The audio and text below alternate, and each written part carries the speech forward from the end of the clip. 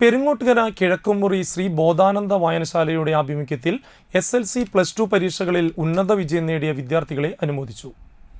Anthikad block panchayat president KK Sasidharan ഉദ്ഘാടനം ചെയ്തു.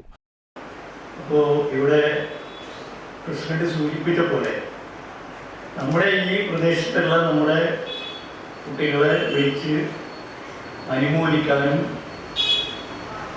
അവരെ ആദരിക്കുന്നതിനും വേണ്ടി ഇത് ചെയ്യുന്നതോടൊപ്പം തന്നെ അതിൻ്റെ പിറകിൽ ഒരു വിശാലമായ ഒരു സമീപനം കൂടി ഇവിടെ ചൂണ്ടിക്കാണിച്ചു.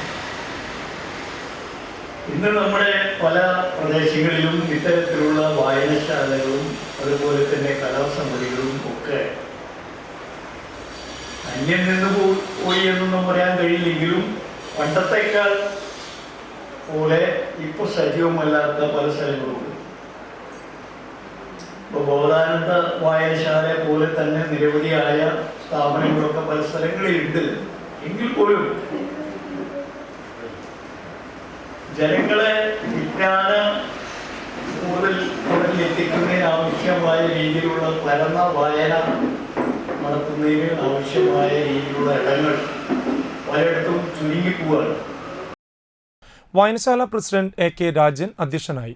Senior citizen forum president Prakashan Karattuparambil, senior citizen forum secretary Sudheeran master, വനിതാവേദി സെക്രട്ടറി കീർത്തി ധനേഷ്, വായനശാല സെക്രട്ടറി KB ജോഷി ബാബു, ബാലവേദി സെക്രട്ടറി TU വിസ്മയ എന്നിവർ സംസാരിച്ചു.